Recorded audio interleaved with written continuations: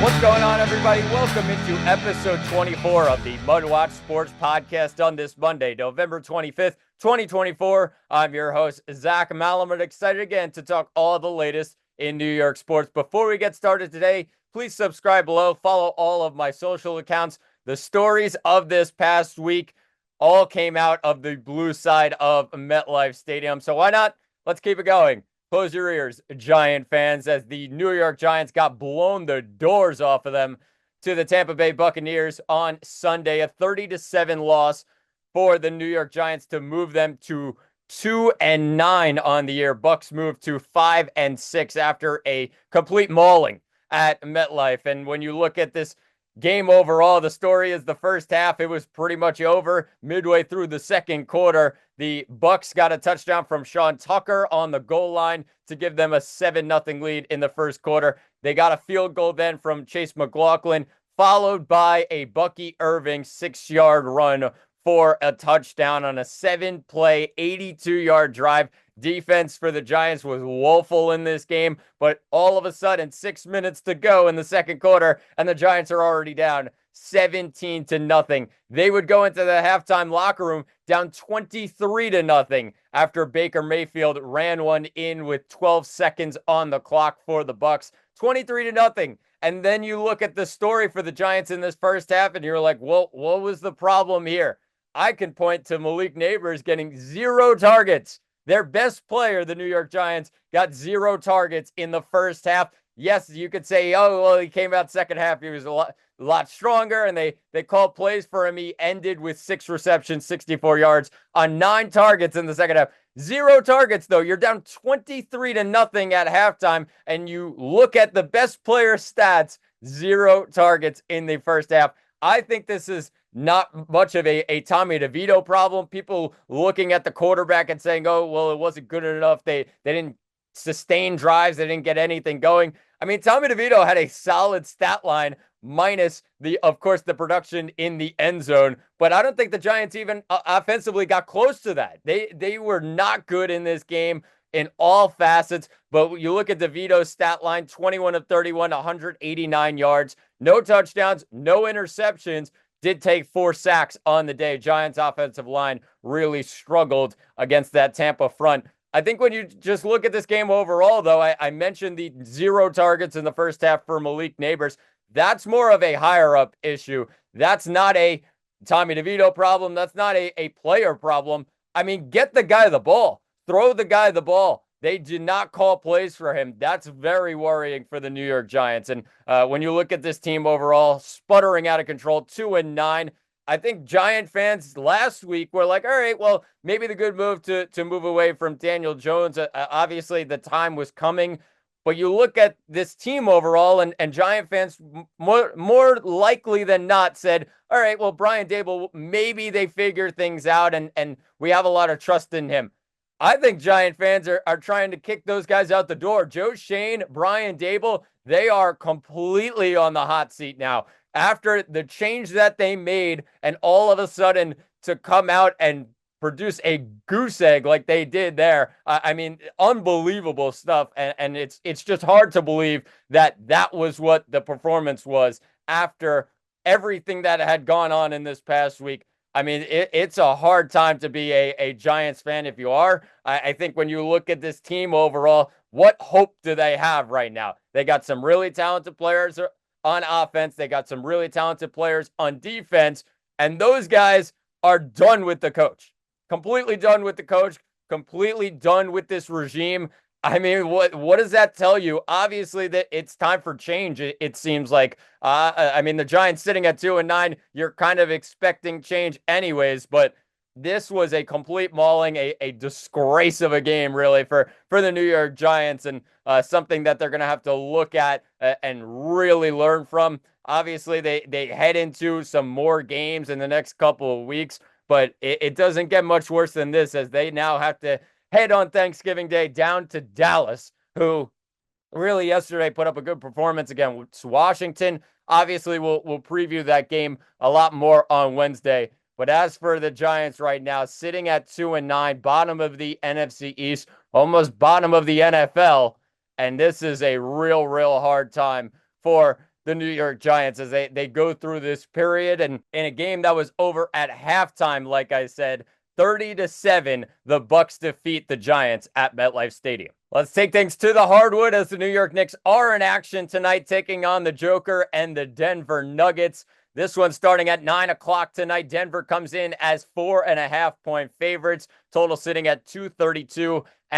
And the Knicks come into this one at 9-7. Denver at 9-6. And for the New York Knicks, they're coming off a bad loss in Utah and a place that they somehow continue to struggle, even though Utah really sitting towards the bottom of the league in most years recently. The Knicks just cannot buy a win in Utah. 121-106 loss they took the other day. As for the Nuggets, coming off a big win in Los Angeles, another team that they really own right now, 127-102. They win it at Crypto.com Arena. I think when you look at this game overall, the Knicks have some game time decisions coming in. Miles McBride, Karl Anthony Towns. Those two guys are very impactful and really will tell the story if the Knicks could win this game or not. Aaron Gordon been out for the Denver Nuggets and probably out till the end of the month, so they will be without him. I think when you look at this game overall for the New York Knicks, and trying to play a bit of spoiler here, trying to shock some people and take down the Nuggets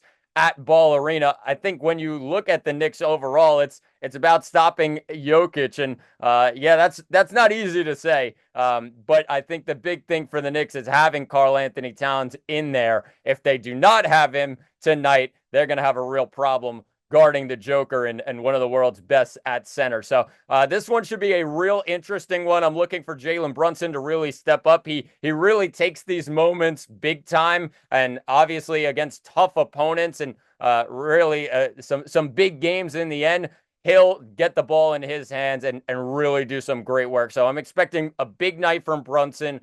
If the Knicks are able to win this game, that would be a huge, huge one to really get this road trip feeling good. They're 1-1 so far on this long road trip. So something to really look at tonight. And like I said, I'm expecting Brunson with a big game, but it really all depends on the game time decisions of Deuce McBride, and Karl Anthony Towns. So we'll see what happens tonight. 9 o'clock, Denver as 4.5-point favorites. Knicks trying to get a huge, huge win on the road. We'll see what happens 9 o'clock tonight.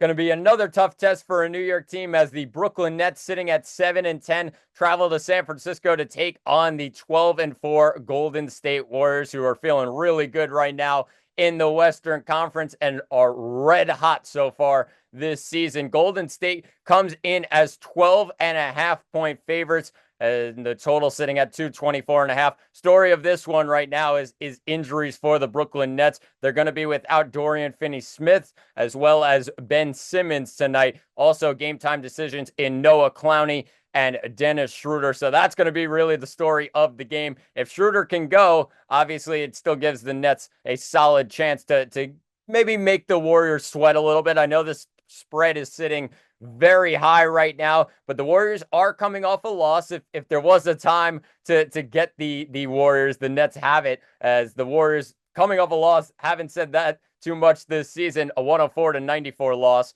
to San Antonio on Saturday. When you look at the Nets, though, they're coming off a win, obviously, on this road trip right now. 108-103. They defeated the Sacramento Kings yesterday. But like I said, the story of this game overall is injuries. If Schroeder can't go, you really give the Nets no chance to really attack the Warriors. But I mean, the Warriors are feeling really, really good right now. I don't think anybody is stepping in their way. And even the Brooklyn Nets, who, coming off the win, but also a team that really is focusing more on rebuild than they are with true wins. Of course, they're looking for wins in the end and going out and putting up a fight. But this one should be a handled game by the Golden State Warriors with not a lot of injuries and just feeling fantastic right now, like I said, in the Western Conference. So tune into this one. 10 o'clock start. The Nets 7-10. Try and pull off a bit of an upset against the 12-4 Golden State Warriors. Tune into that one later. And let's finish things off today with a Monday Night Football preview. It's the 7-4 Baltimore Ravens traveling on the road to SoFi to take on the 7-3 Los Angeles Chargers tonight at 8:15. Baltimore comes in as 2.5-point favorites. Total sitting at 50.5. And when you look at the spread overall, it's a bit surprising in my mind. I'm looking at the Chargers and saying they're on a 4-game win streak right now, 3-0 on that 4-game win streak at home. I mean, yes, you look at those opponents, New Orleans, Tennessee, and Cincinnati, maybe not the same as a Baltimore Ravens team, but even so, Baltimore has not looked great this year. I think they've had some really good games. They've also had some real stinkers in the end. They're coming off the loss last week to Pittsburgh, where the offense did not play well and couldn't get much going. And yeah, maybe that's not on Lamar Jackson. Maybe some of those other guys. There were some drops. There were some bad plays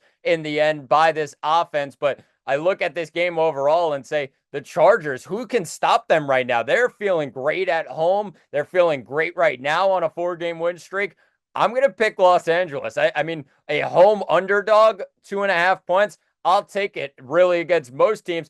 And I look at the Chargers and say how great they're feeling right now. I'm going to pick the Chargers to win this game. And cover, obviously. I'm picking them to win outright. I think the Chargers have proven that they're a real threat in the AFC this year. And with Jim Harbaugh coaching here, I know he's 0-2 against his brother John. But when you look at this game overall, I think the Chargers are just feeling better right now than the Ravens are. And I'll pick the Chargers to win this game outright. As for the total, 50.5, a little bit high. I understand that these offenses are full of power, and Justin Herbert's been throwing the ball everywhere and playing really well. But also the Baltimore side, they've put up points recently, and some games against Denver and Cincinnati that they put up a lot of numbers there.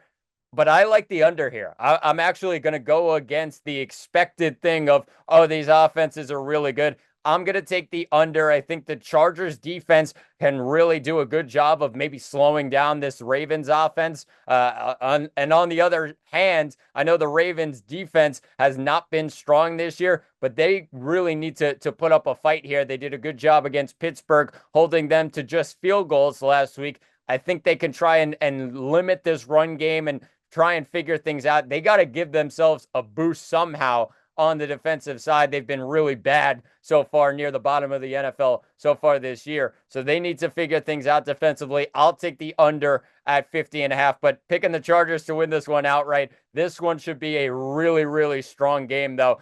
One to really look at and have fun watching, as an 8:15 start and two teams really fighting in this AFC playoff picture. Both teams really need wins here and trying to continue to rack up wins to get closer to the playoffs in the end. So this one should be great. 8:15, like I said, tonight. Tune into this one. 7-4 Ravens against the 7-3 Los Angeles Chargers. And the Ravens come in as 2.5-point favorites. But that'll do it for episode 24 of the MudWatch Sports Podcast. Please subscribe below. I've been Zach Malamud. Thanks for watching, and talk to you all on Wednesday.